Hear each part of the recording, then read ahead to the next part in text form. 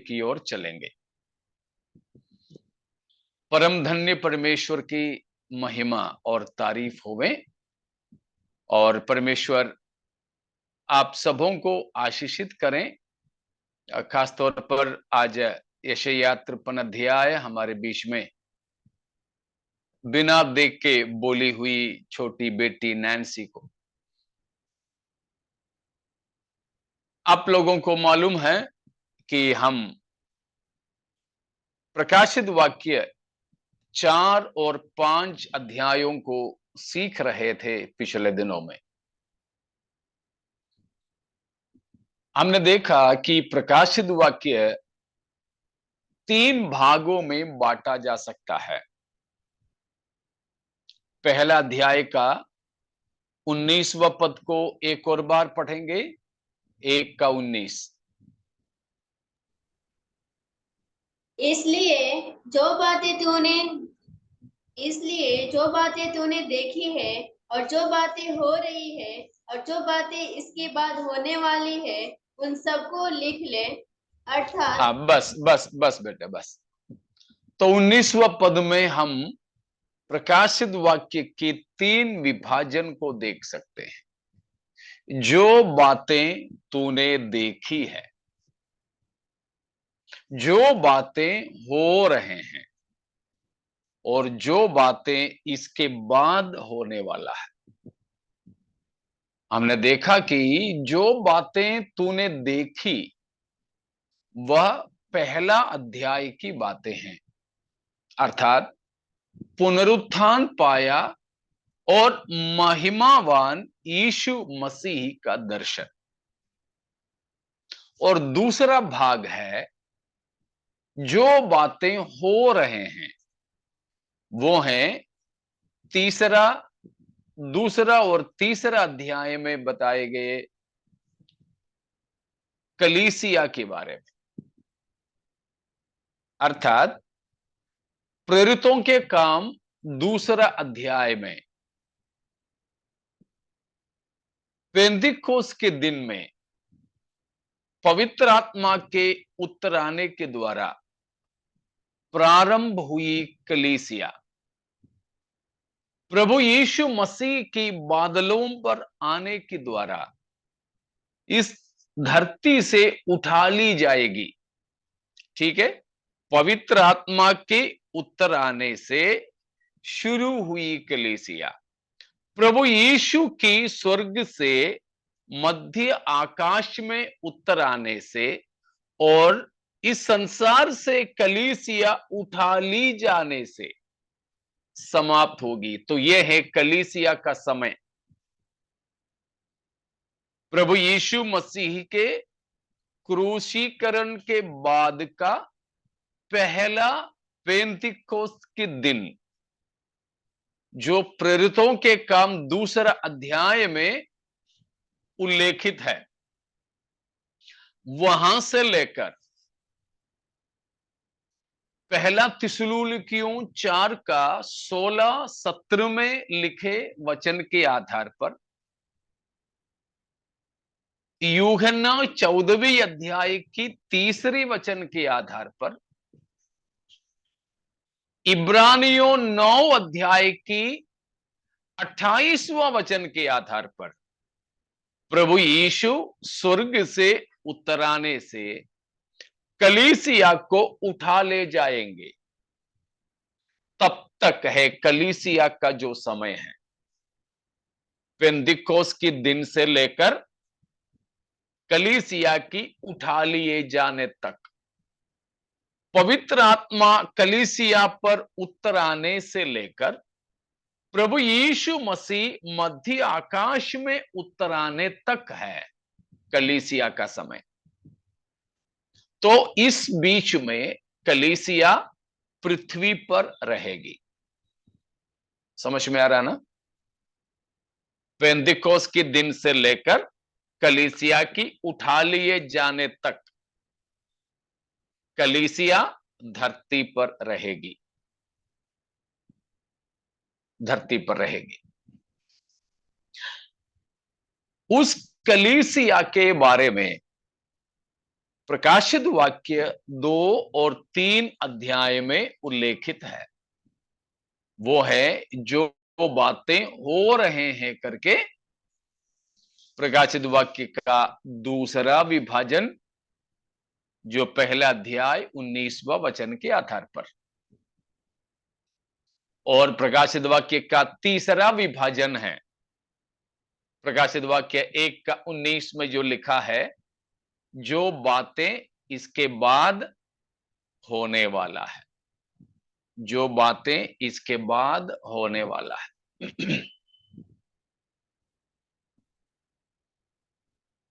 14 अध्याय का पहला वचन को पढ़ें, इन प्रकाशित बातों वाक्य के 4 का बाद 1। हाँ, इन बातों के बाद जो मैंने दृष्टि की तो क्या देखता हूँ कि स्वर्ग में एक द्वार खुला हुआ है, और जिसको मैंने पहले तुरही के से शब्द से अपने साथ बातें करते सुना था, वही हाँ, कहता है, अगला यहाँ पद भी। हाँ, यहाँ यहाँ ऊपर आ जा, और मैं वे बातें तुझे दिखाऊंगा जिनका इन बातों के बाद पूरा होना अवश्य है।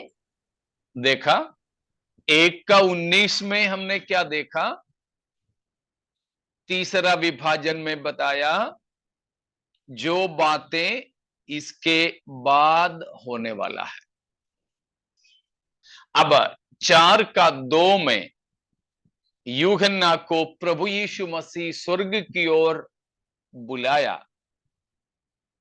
और बताता है, इधर ऊपर आ जाओ, मैं तुम्हें उन सब बातें दिखाऊंगा जो इसके बाद होने वाला है।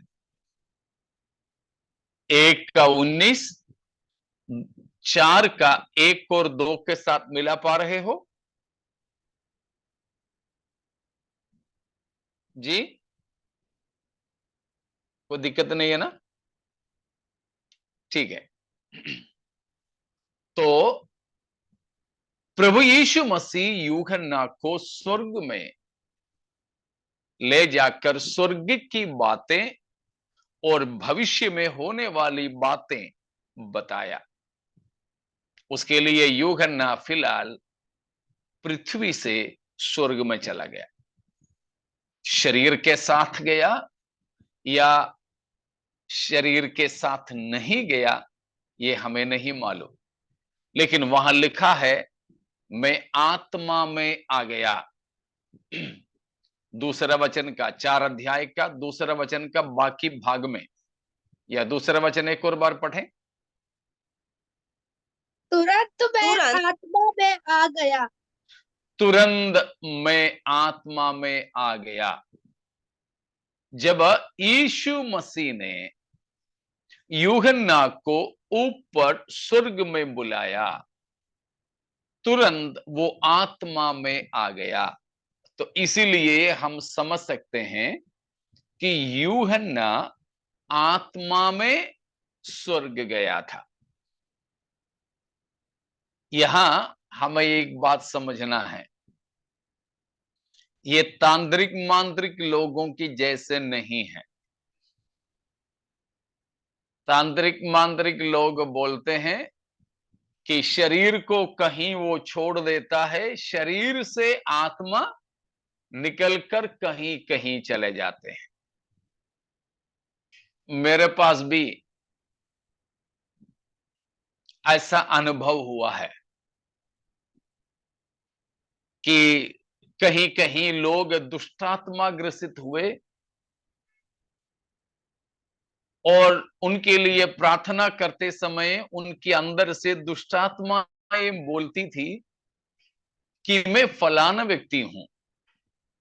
ऐसे कुछ अनुभव था कि एक व्यक्ति में दुष्टात्मा प्रकट हुआ, पूरा एक खानदान में, उस घर का करीब 9 लोग थे, पूरे 9 के 9 में दुष्टात्माएं।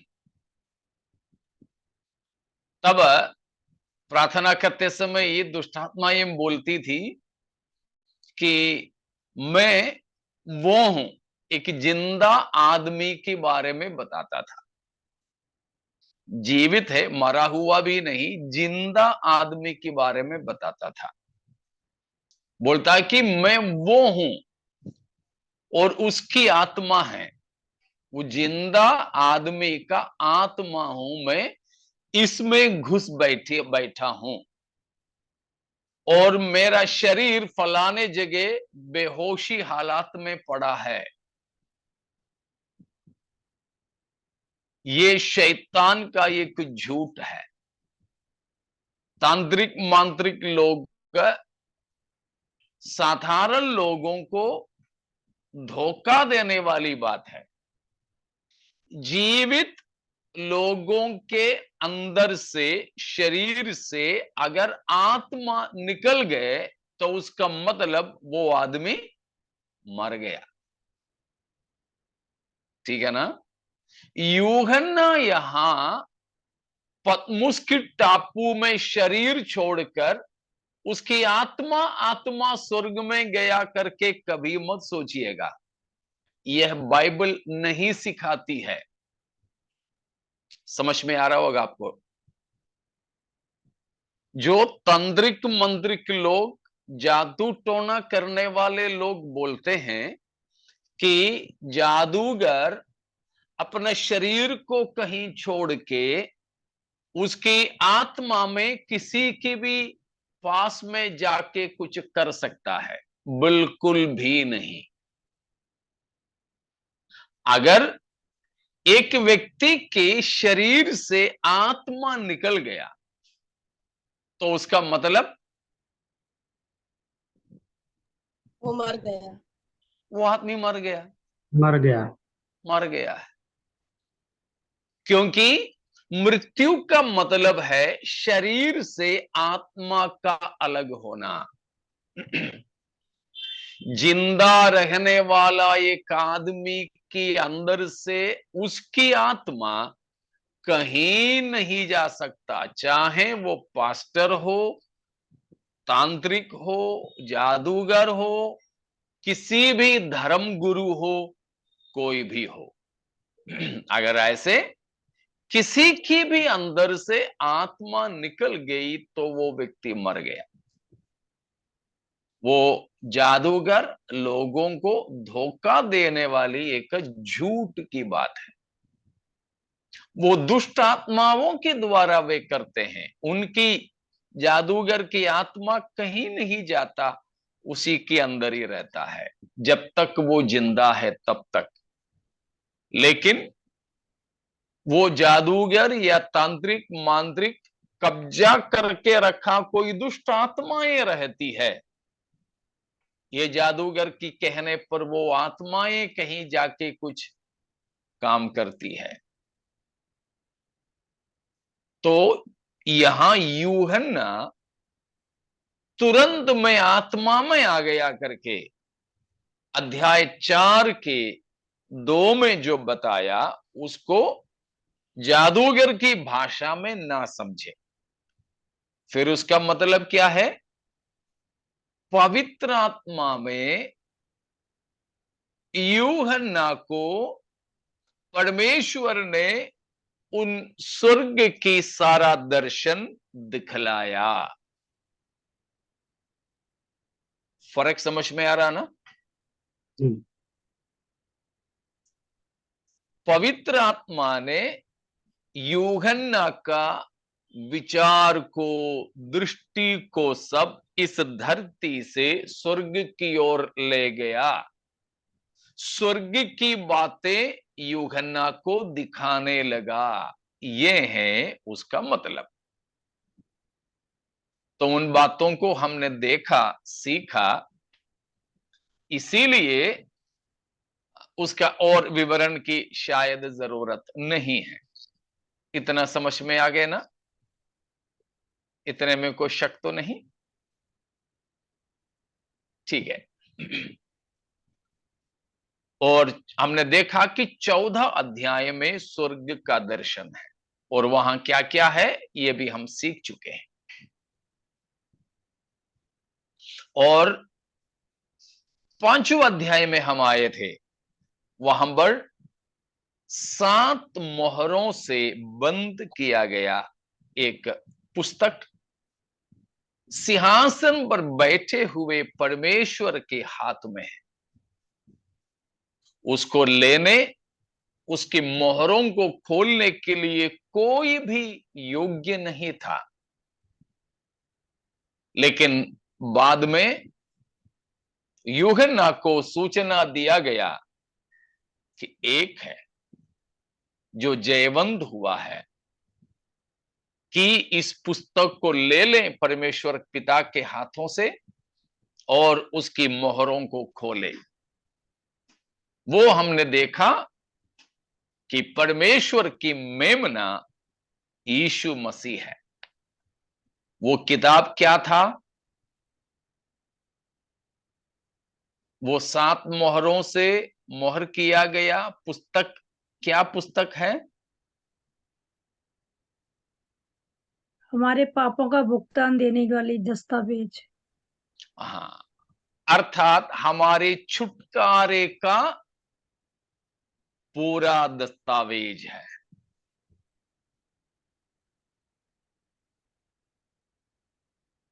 केवल मनुष्य के ही नहीं, सारी सृष्टि की छुटकारा उसके लिए प्रभु यीशु मसीह ने दाम चुकाया है। तो अब वक्त आया कि सारी सृष्टि का खास तौर पर हमारे छुटकारा हो। उस छुटकारा अगर लेने और उसमें कुछ करना हो तो वो केवल उसी से संभव है जिसने इसका कीमत चुकाया हो। तो हमारे छुटकारे का कीमत केवल एक ही ने चुकाया, वो है हमारे प्रभु यीशु मसीह। तो हमारे छुटकारे के संबंध में प्रभु यीशु मसीह ने क्रूस पर जो काम को सिद्ध किया उसका पूरा दस्तावेज है ये जो किताब है। 7 मोहरों से बंद है। अगर सारी सृष्टि की छुटकारा होना है, यूहन्ना सहित हम सबके भी छुटकारा होना है, तो इस पुस्तक को लेना और इस पुस्तक की मोहरों को खोलना, उसमें लिखी हुई बातों का लागूकरण करना अनिवार्य है, अनिवार्य है। तो उस पुस्तक में इसीलिए हमारे छुटकारे के बातें हैं। उसके लिए यीशु मसीह ने जो कार्य किया उसका विवरण है, तथा क्रूस पर प्रभु यीशु मसीह ने अपना लहू के द्वारा खरीदा छुटकारे को लागू करने के लिए क्या क्या दंड विधियां लागू करना है, उन सब का भी विवरण उसके अंदर है। जैसे अभी मैं भाड़े की मकान में रहता हूं, यहां जहां मैं रह रहा हूं ये किराए का मकान है। हर 11 महीने के लिए यहां एग्रीमेंट बनाया जाता है, हर 11 महीने के लिए।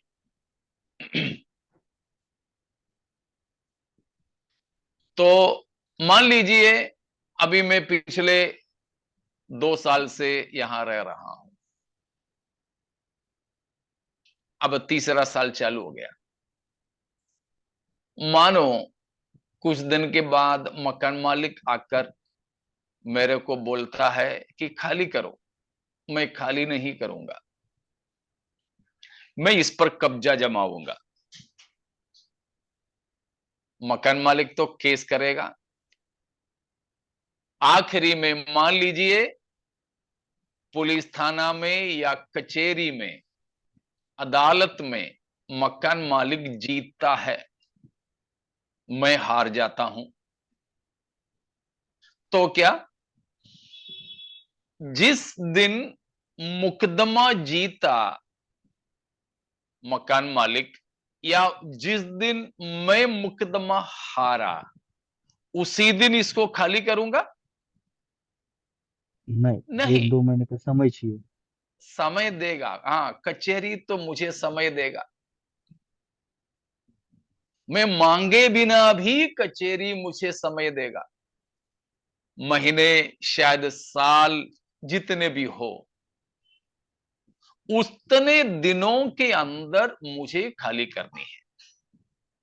मानो मैं खाली नहीं करता हूं उतने दिनों के अंदर, उसके बाद भी मैं बोलूंगा कि मैं नहीं जाऊंगा, तो फिर क्या होगा?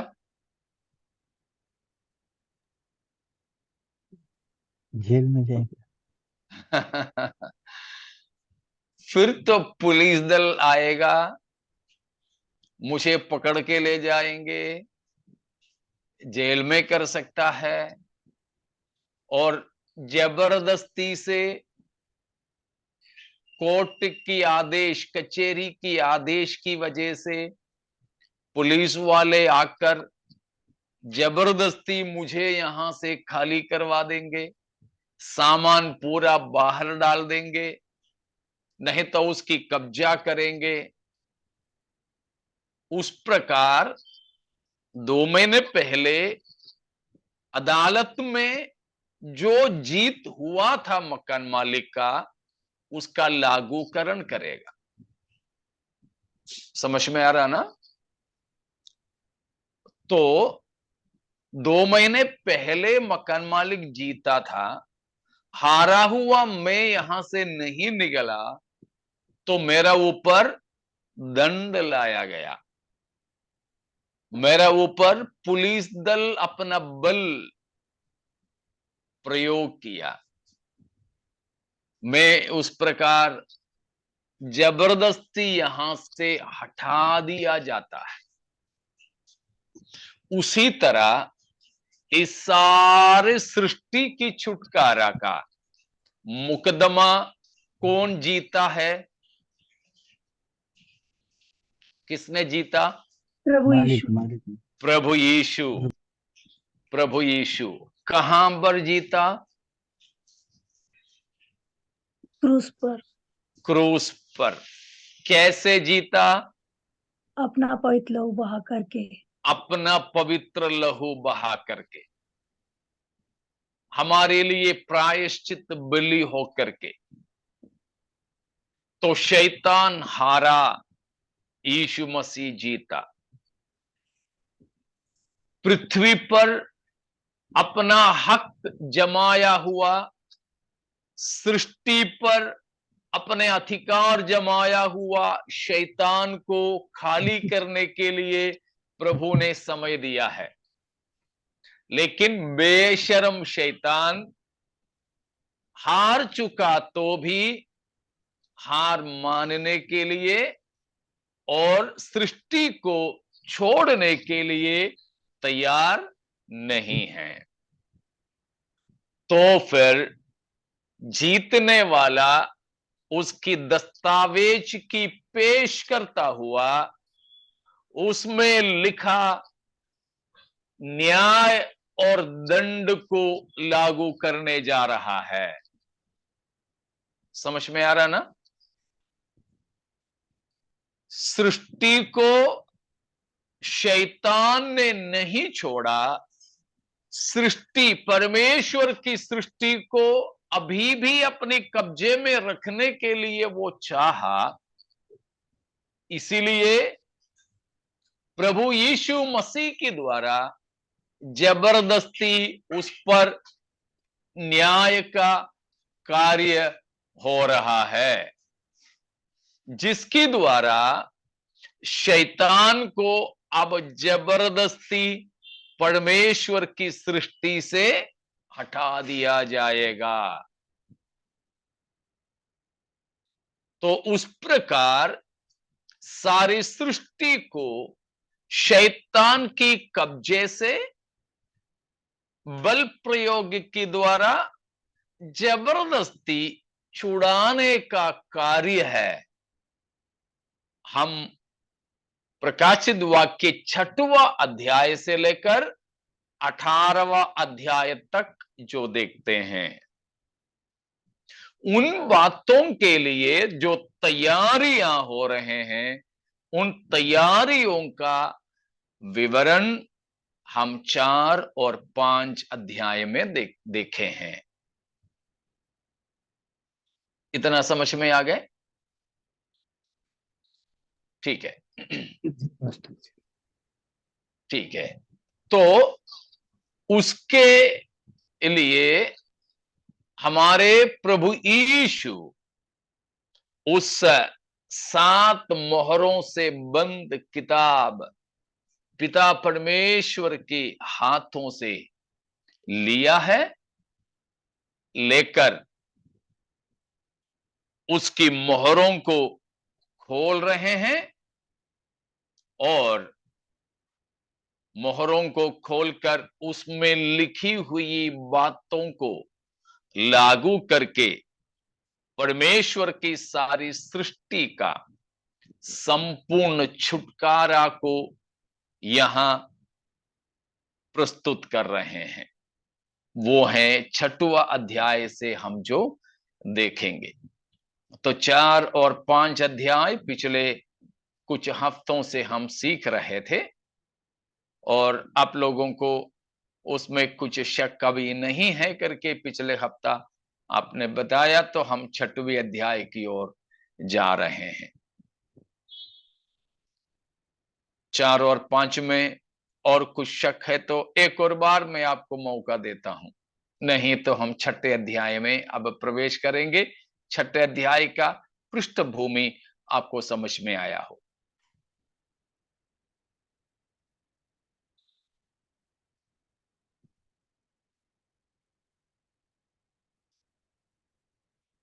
ठीक है, आपकी चुप्पी से मैं समझूं कि आपको इन दोनों अध्यायों में कोई शक अब नहीं रहा है। इससे पहले जिन लोगों ने नहीं सुन पाए, आपके लिए YouTube में ये सब पड़े हुए हैं। पिछले हफ्ते तक का क्लासेस तारीख के हिसाब से डाला है, आप देख सकते हैं। जिन्होंने नहीं जाना है पहले की बातें, उनके लिए अब हम 6वें अध्याय से 18 तक के अध्यायों को देखेंगे। वो 6 से 18 तक की अध्याय पृथ्वी पर विरोधी मसीही का शासन समय के बारे में है। झूठा मसीह या विरोधी मसीह का पृथ्वी पर के शासन के बारे में है, अध्याय 6 से लेकर 18 तक। और उसका दूसरा शब्द है महाक्लेश के समय का विवरण है। उसका तीसरा नाम ये दे सकते हैं, दानियेल 9 अध्याय में बताया गया 70वां सप्ताह का घटनाएं हैं। 70वां सप्ताह, या एक चौथा नाम भी उसके लिए हम दे सकते हैं, अंतिम मानवीय शासन या शासक का समय। ठीक है, मत ये प्रकाशित वाक्य 6 से लेकर 18 तक की अध्यायों के बारे में हम ये बोल सकते हैं, यह विरोधी मसीही का शासन काल है या महाक्लेश का समय है, या दानियेल 9 अध्याय में बताया गया 70वां सप्ताह का विवरण है, 70th वीक। या चौथा एक नाम बताया, अंतिम मानवीय शासन और शासक का समय है।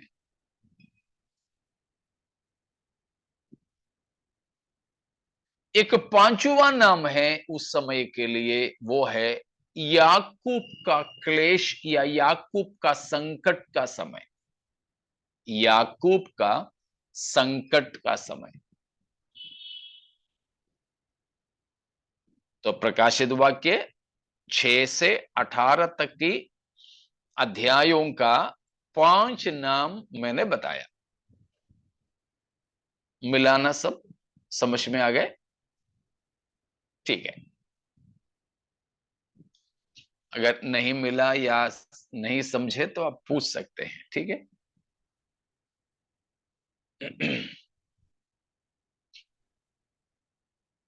तो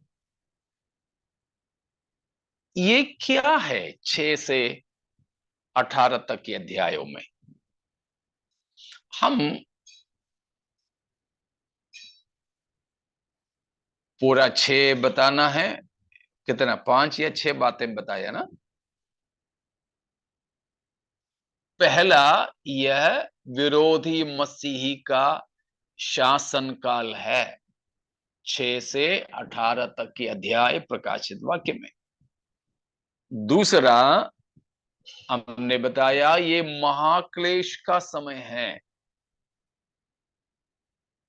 महाक्लेश का समय। तीसरा है 70वां सप्ताह है, उसका विवरण हम दानियेल 9वां अध्याय में देखते हैं, उसको भी मैं आपको बताऊंगा। दानियेल 9वां अध्याय में बताया 70वां सप्ताह। चौथी बात हमने बताया यह है अंतिम अंतिम मानवीय शासन। या मानवीय शासन या शासक का समय है।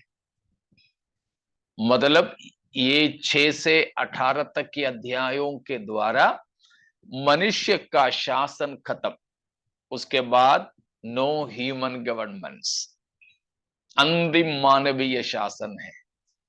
ऐसा है तो फिर उसके बाद किसका शासन होगा? प्रभु यीशु का शासन काल होगा। प्रभु यीशु मसीह का शासन काल शुरू होंगे। अभी तो चाहे पंजा रहें या कमल, 5 साल ही रह सकते हैं, उसके बाद फिर चुनाव। चाहे यूपीए आ जाए या एनडीए आ जाए, 5 साल ज्यादा से ज्यादा, कोई कोई तो उससे पहले भी गिर सकती है। लेकिन ये जो शासन मानवीय शासनों का सबसे अंतिम चरण होगा, उसके बाद फिर सृष्टि पर किसी सृष्टि का शासन नहीं होगा, सृजनहारा सीधे सीधे राज करेंगे। अभी प्रजातंत्र है, गणतंत्र है ना, प्रजातंत्र, डेमोक्रेसी। लेकिन अब इस धरती पर आने वाला है क्रिस्टोक्रेसी, मसीह का शासन। तो मसीह का शासन से ठीक पहले अंतिम मानवीय शासन जो होगा वो है ये जो 6 से लेकर 18 तक की अध्यायों में बताया। जस्ट आप पढ़ लीजिएगा। तो उससे पहले मैं 5वां भी बता दूं। 5वां नाम क्या बोला था मैंने? याकूब का संकट का समय। याकूब का संकट का समय, टाइम ऑफ जेकब्स ट्रबल, याकूब का संकट का समय। एक और नाम मैं बता देता हूं, 6वां नाम, वो है मत्ती 24, मरकुस 13 और लूक का 21 अध्यायों में यीशु मसीह ने बताया हुआ समय। मत्ती 24, मरकुस 13 और लूक का 21 अध्यायों में प्रभु यीशु ने बताया हुआ उन घटनाओं का समय, या वो समय होगा ये 6 से लेकर 18 तक के अध्यायों में प्रकाशित वाक्य में होगा। ठीक है, ये 6 बात अब सबको मिल गया। ठीक है, तो मैंने आपको अभी बताया था चौथी बात में कि अंतिम मानवीय शासन, उसके लिए 2 वचन को पढ़िएगा। दानियेल 2 अध्याय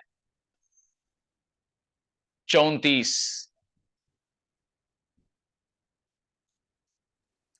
फिर देखते देखते तूने क्या देखा कि एक पत्थर ने बिना किसी के खोदे अपने आप ही आप उखड़कर उस मूर्ति के पांव पर लगकर जो लोहे और मिट्टी के थे उनको चूर चूर कर डाला। अगला वचन 35 तब भी। लोहा, मिट्टी, पीतल, चांदी और सोना भी सब चूर चूर हो गए और धूप काल के में खलिहानों के भूसे के समान हवा से ऐसे उड़ गए कि उनका कहीं पता न रहा। और वह पत्थर जो मूर्ति पर लगा था वह बड़ा पहाड़ बनकर सारी पृथ्वी में फैल गया। पृथ्वी के सारे मानवीय राजनीति की मूरत को एक पत्थर ने आके ठोका, उसको चूर चूर किया। वो पत्थर किसने डाला था या किसने फेंका था?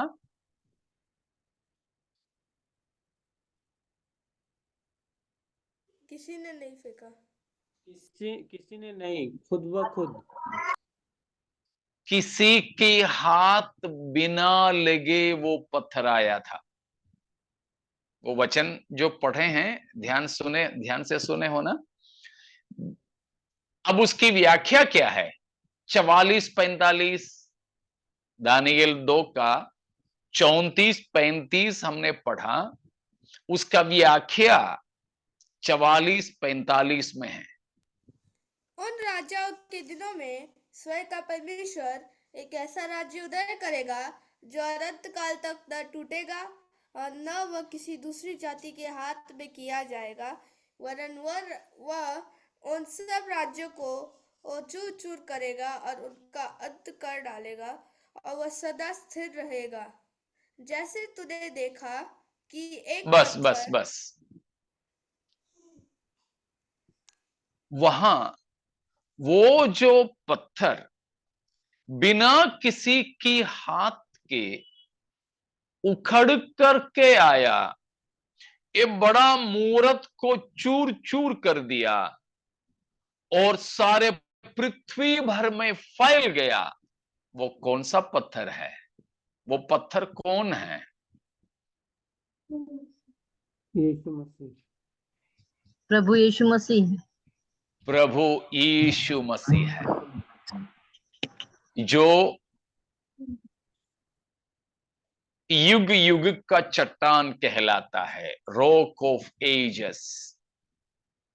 अंग्रेजी में एक गाना है, rock of ages cleft for मी।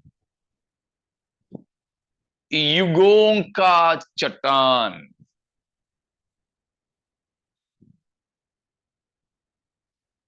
वो यीशु मसीह है।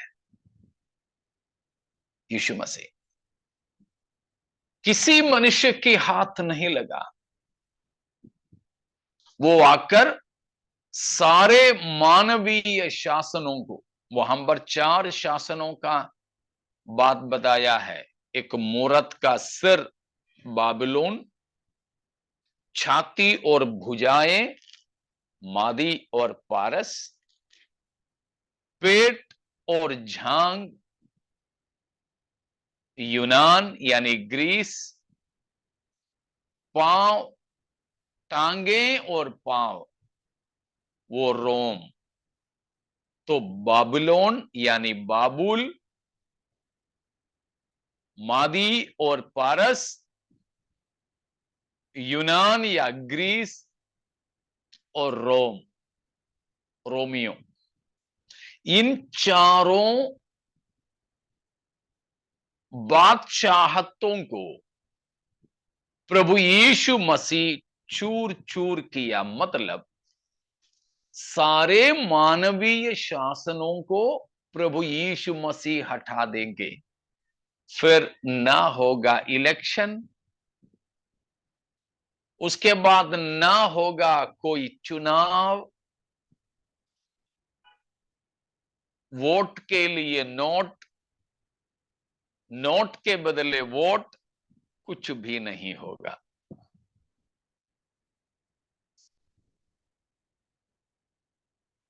वहां केवल एक ही राजा रहेगा, प्रभु यीशु मसीह। 5 साल के लिए नहीं, युग युग के लिए। और वहां पर हमने 34, 35, 44, 45 में पढ़े, या 45वां वचन फिर एक बार पढ़ें। जैसा तूने देखा कि एक पत्थर किसी के हाथ के बिन खोदे पहाड़ में से उखड़ा, और उसने लोहे, पीतल, मिट्टी, चांदी और सोने को चूर चूर किया। इसी रीति महान परमेश्वर ने राजा को बताया है कि इसके बाद क्या क्या होने वाला है।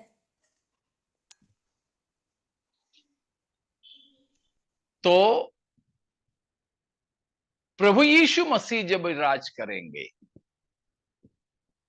दुनिया का राज और किसी के लिए बदली नहीं किया जाएगा। इसलिए मैंने कहा कि ये अंतिम मानवीय शासन है जो प्रकाशित वाक्य 6 से 18 तक की अध्यायों में है। इतना साफ है? ठीक है, कोई शक है तो पूछ लीजिएगा। ठीक है,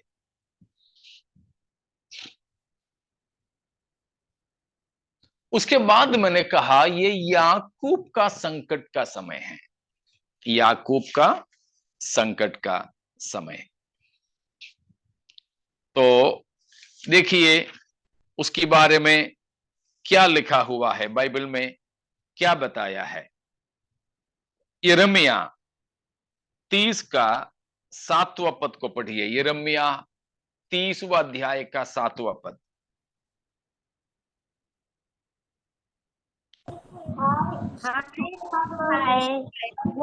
क्या भारी होगा उसके समान और कोई दिन नहीं। वह याकूब के संकट का समय होगा, परंतु याकूब का, रुकिए बेटा, वहां देखा, याकूब का संकट का समय। इसलिए हम ये 6 से लेकर 18 तक के अध्यायों को क्या नाम दिया? याकूब का संकट का समय। याकूब का संकट का समय। कौन है याकूब? यहां बताया गया याकूब कौन है? इज़राइल। इज़राइल, याकूब की संतान इज़राइल। तो इस्राएल का संकट का समय होगा। हाँ, आगे पढ़ो 30वां वचन, 30 का 7वां पद। होगा, परंतु यहोवा की यह वाणी है कि उस दिन मैं उसका रखा हुआ जुआ तुम्हारी गर्दन पर से तोड़ दूंगा और तुम्हारे बंधनों को टुकड़े टुकड़े कर डालूंगा, और परदेशी फिर उनसे अपनी सेवा न कराने पाएंगे। तो ये जो याकूब का संकट का समय, उसके बाद इस्राएल के संपूर्ण छुटकारा प्रभु यहां वादा किया है। तो इस तरह का एक समय है प्रकाशित वाक्य 6 से 18 तक की अध्यायों में जो बताया है, यानी वहां बताए गए ये बातें किसके लिए नहीं है? हमारे लिए नहीं। हम उद्धार पाए हुए कलीसिया के लिए नहीं है। ठीक है, प्रकाशित वाक्य 6 अध्याय से 18वां अध्याय तक जो बातें बताया वह हम कलीसिया के लिए नहीं है। वो सारी घटनाएं पृथ्वी पर आएगा जरूर, लेकिन प्रभु चाहता है हम उन संकट के समय से होकर गुजरे? नहीं। पढ़ लीजिए लूका 21 का 34, 35 और 36। लूका 21 का 34 से 36 तक। इसीलिए सावधान रहो, ऐसा न हो कि तुम्हारे मन खुमार और मतवालेपन और इस जीवन की चिंताओं से सुस्त हो जाए और वह दिन तुम पर फंदे के समान अचानक आ पड़े, क्योंकि रुकिए, वह सारी पृथ्वी के सब रहने वालों पर रुको रहा था 33 तक मैंने पहले आपको बताया था, मतलब छठवां नाम दिया था मत्ती 24, मरकुस 13 और लूका 21 अध्यायों में बताए गए बातें संपन्न होने वाले भाग है प्रकाशित वाक्य 6 से 18 तक। उसी तरह लूका 21 की 1 से 33 तक इन सारे कष्ट और घटनाओं के बारे में बताया। उसके बाद प्रभु यीशु मसीह आखिरी में अपने चेलों से कहता है कि वह दिन तुम्हारे ऊपर फंदे की नाई अचानक से नहीं आ पड़ना है। उसके लिए तुम्हें क्या क्या करना है बताया। उसके बाद देखिए अगला पद पढ़िए, राधा पढ़ो बेटा। क्योंकि वह सारी पृथ्वी के सब रहने वालों पर इसी प्रकार आ पड़ेगा। हाँ, इसीलिए जागते रहो और हर समय प्रार्थना करते रहो कि तुम इन सब आने वाली घटनाओं से बचने और मनुष्य के पुत्र के सामने खड़े होने के योग्य बनो। देखा 35 में बताया कि सावधान रहो कि वह दिन तुम पर अचानक फंदे की नहीं आना पड़े। 36 में बताया वो कितनों पर आएंगे, किस किस पर आएगा? पृथ्वी के सब सारे रहने वालों जगत पर। सारे जगत में, पृथ्वी के सब रहने वालों पर, कोई नहीं छूटेगा उसमें से। मतलब पृथ्वी पर रहने वाले कोई नहीं छूटेंगे, लेकिन तुम्हारे लिए अर्थात हमारे लिए यीशु मसीह ने कहा तुम चेले मसीही, मतलब हमारे लिए प्रभु की इच्छा क्या है? हम उसमें फंसे या उससे हम बचे? बच्चे उससे बचे। हम बचे। एक और बार 36वां पद को पढ़े। इसीलिए जागते रहो और हर समय प्रार्थना करते रहो कि तुम इन सब आने वाली घटनाओं से बचने और मनुष्य के पुत्र के सामने खड़े होने के योग्य बनो। हाँ, आप डिवाइस थोड़ा सा और नजदीक रखना बेटा, आपका आवाज बहुत धीमे आ रही है। तो वहां पर बताया तुम इससे बचे, ये आने वाली सारी घटनाओं से तुम बचे। मतलब प्रभु की इच्छा है कि कलीसिया इन सारे घटनाओं से जो प्रकाशित वाक्य 6 से 18 तक के अध्यायों में होने वाली है, बचे। बच करके हमारा क्या हो फिर? इन सारे घटनाओं से तो बचे, फिर हो क्या? मनुष्य के पुत्र के सामने खड़े होने के योग्य बने। Praise God. हमको इनसे बचना है और मनुष्य की पुत्र के सामने खड़े होना है। मतलब कौन है यीशु मनुष्य का पुत्र? हाँ, यीशु मसीह। यीशु मसीह के सामने हमें खड़े होना है। मसीह के सामने हमारी प्रस्तुतिकरण होना है। झूठा मसीह के लिए नहीं है कलीसिया, परंतु यीशु मसीह के लिए है। झूठा मसीह के इंतजार में नहीं है हम, परंतु यीशु मसीह के बाट जो रही है कलीसिया। तो फिर हमारे लिए नहीं तो हम उसको न सीखे ना, फिर सीखने की क्या जरूरत है?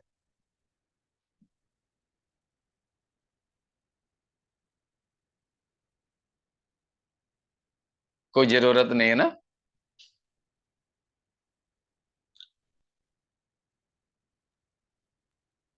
है जरूर। जरूर। है जरूरत। है तो क्या है तो क्या? बचने के लिए कि हम उस संसार की बातों में न पड़े। ठीक है, एक तो ये है कि हम उस उन उन बातों में ना फंसे, हम उससे बचें। दूसरी बात कुछ, दूसरा कोई उद्देश्य है? सीखेंगे तभी तो जान पाएंगे सर, प्रभु यीशु मसीह के सामने खड़े होने के लिए। ठीक है, तो और कुछ? प्रार्थना प्रार्थना प्रार्थना प्रार्थना करते करना। रहे। ठीक है, हम इन सारे चीजों से बचने के लिए प्रार्थना करें और सावधान जागते रहें। हाँ, सावधान रहें। और कुछ? जागते रहे। हाँ जी, जागते रहें, प्रार्थना करते रहें, सावधान रहें। और कुछ? हम भी प्रश्न प्रभु यीशु पूछते मसीह के रहे। साथ न्याय करेंगे सारे लोगों का, तो कैसे होगा वो भी पता होना चाहिए। ठीक है, हमको क्या, हमारे उद्धार का उस महत्व को भी हम समझेंगे कि ऐसी बड़ी विपत्ति से, ऐसी बड़ी दंड से प्रभु ने हमें छुटकारा दिया है। और उतना छुटकारा हमें प्रभु ने दिया तो हम निरंतर क्या भी करते रहें प्रभु का धन्यवाद। धन्यवाद। धन्यवाद धन्यवाद भी। करते रहे। हाँ, तो बुखार जाए ना जाए, कैंसर ठीक हो या ना हो, नौकरी मिले या ना मिले, हमारी झोपड़ी हटे या ना हटे, बंगला मिले ना मिले, परवाह नहीं। प्रभु इन सारे विपत्तियों से, आपके महा प्रकोप से, प्रताड़ना से, ये सारे दंड से आपने हमको छुटकारा दिया है। धन्यवाद, धन्यवाद, धन्यवाद। तो ये सारे उद्देश्य के साथ हमें इन बातों का विवरण पवित्र आत्मा ने यहां दी है। और ये भी है उद्देश्य कि हम इन बातों को लोगों तक भी पहुंचाएं कि यीशु को ग्रहण नहीं करें, उद्धार ना पावें, तो आपके ऊपर क्या बीतने वाला है, ये हमें लोगों को सिखाएं। समझ में आ रहा है ना? देखो, प्रकाशित वाक्य में 22 अध्याय है, उनमें से 1 से लेकर 5 तक और 19, 20, 21, 22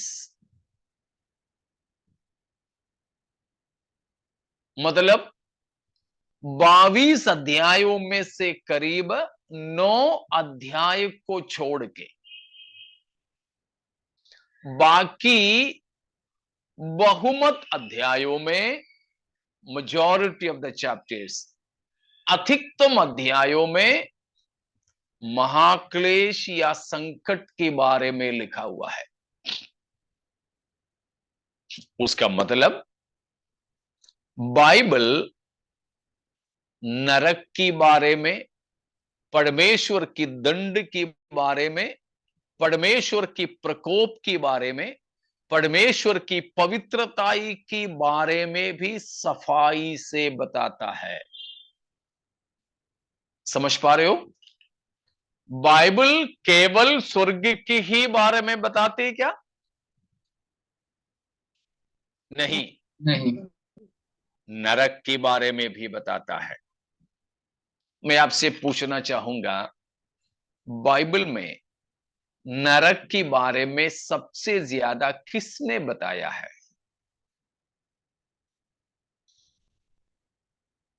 पौलुस, पतरस, यूहन्ना या और कोई? यीशु मसीह ने। यीशु मसीह ने। बिल्कुल। नरक के बारे में, परमेश्वर की प्रकोप के बारे में, परमेश्वर की दंड के बारे में बाइबल के अंदर सबसे अधिक यीशु मसीह ने बताया है, सबसे ज्यादा। इसमें भी, प्रकाशित वाक्य में भी 6 से लेकर 18 तक की अध्याय कौन बता के दे रहा है? यीशु मसीह बता रहे। यीशु मसीह ही स्वयं। तो यीशु मसीह स्वयं इस बात को भी बता रहे हैं हमें।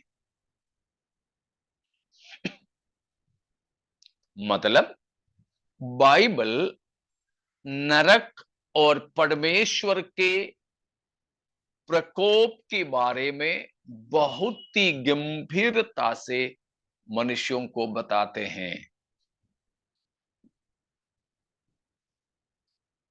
प्रकोप मीन्स क्रोध ना पास्टर साहब? हाँ जी, गुस्सा। क्रोध। हाँ जी। आप रेलगाड़ियों में सफर करते हो, हर डिब्बे में कहीं कहीं लाल लाल एक चेन की डंडा लटका पड़ा है। उसको खींचेंगे तो गाड़ी रुक जाएगी, कितने भी स्पीड में जा रही हो। अभी सबसे ज्यादा स्पीड में जाने वाली गाड़ी है वंदे भारत। उसको भी आप खींच लो ये चेन तो गाड़ी रुक जाएगी। लेकिन वहां लाल अक्षरों में कुछ लिख के रखा है। 10 साल की ये भी लिख सजा, के, 3,000। हाँ, ये भी लिख के रखा कि इसको खींचो तो गाड़ी रोकने के लिए ये चेन को खींचो करके लिखा है। लेकिन इसके बाद में लाल लाल अक्षर में लिखा है, बिना किसी पर्याप्त कारण से कोई खींचोगे तो जुर्माना, इतना रुपया या इतने महीने की कैद, या ये दोनों एक साथ भी हो सकता है। तो वहां पर आपको दंड की सूचना पहले दिया गया। इसी प्रकार बाइबल जरूर हमें इस बात का सूचना देता है कि परमेश्वर दंड भी देने वाला न्यायी परमेश्वर है। तो मैंने आपको 2-4 बातें बोला। पहला, बाइबल केवल स्वर्ग की ही बारे में नहीं बताता है, परंतु नरक के बारे में भी बताता है।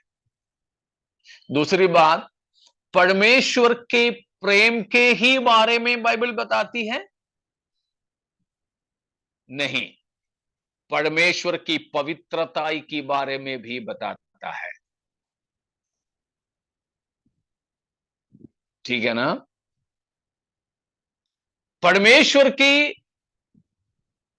उद्धार के ही बारे में बाइबल नहीं बताती है, न्याय के बारे में भी बाइबल बताती है। परमेश्वर की करुणा के बारे में ही नहीं बताती है बाइबल, परंतु परमेश्वर के धार्मिकता के बारे में भी बताता है। ठीक है ना। तो देखो, बाइबल के ये बैलेंस्ड टीचिंग पर हमें ध्यान देना होगा। हमें बाइबल की किसी एक तरफा शिक्षा पर ही नहीं, संपूर्ण शिक्षा पर ध्यान देना है।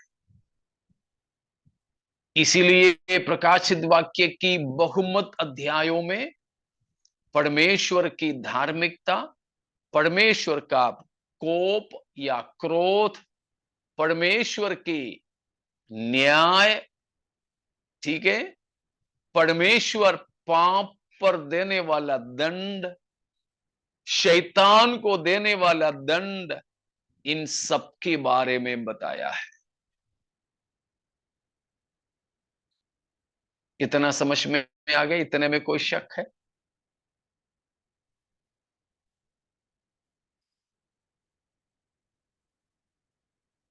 ठीक है, तो यह भी बताकर मैं समाप्त करूं। जब प्रकाशित वाक्य इन अध्यायों को पढ़ेंगे 6 से 18 तक, तब हम ये जान सकते हैं कि अंतिम समयों में, दुनिया के अंतिम समयों में अधार्मिकता, अनैतिकता और पाप बढ़ता जाएगा। लेकिन इन पाप, अनैतिकता, अधार्मिकता, अशुद्धता, ये सब बातें बढ़ते जाएं तो क्या परमेश्वर चुप रहेंगे? बिल्कुल भी नहीं। सबका न्यायी परमेश्वर, परम पवित्र परमेश्वर चुप नहीं रहेगा। परमेश्वर उन पापों को अंत कर डालने के लिए धार्मिकता के साथ खड़े होंगे। पाप का कारण शैतान को सबसे पहले दंड देंगे और जानबूझकर शैतान के ही साथ रहने के लिए संकल्प लेने वाले, चुनाव करने वालों को भी प्रभु दंड देकर नरक भेजेंगे। आइए प्यारों, प्रभु का प्रसन्न रहने का समय में हमें प्रभु ने अनुग्रह दिया कि हम यीशु मसीह पर विश्वास करें और आने वाले परमेश्वर के प्रकोप से, दंड से छुटकारा पाए। हमारे ऊपर भी ये सब बीतना था, लेकिन परमेश्वर ने हमें उन सारे चीजों से छुटकारा दिया है। प्रभु का धन्यवाद हो। इसलिए हम बाट जोते रहें उस दिन का, जिस दिन प्रभु यीशु मसीह आए और हमें अपने साथ ले जाएं। आइए, अगर कोई भी हमें सुनने वाले हैं जो अभी भी पापों में जीवन बिता रहे हैं, यीशु को प्रभु जानकर अंगीकार नहीं किया हो, तो आपके लिए यह समय है। प्रभु यीशु मसीह पर विश्वास करें, पापों से मन फिराएं, यीशु को प्रभु जानकर हम अंगीकार करें, ताकि नरक से हम बचें, परमेश्वर के साथ अनंत जीवन हम व्यतीत कर सकें। परमेश्वर इन वचनों के द्वारा हम सबों को आशीषित कर।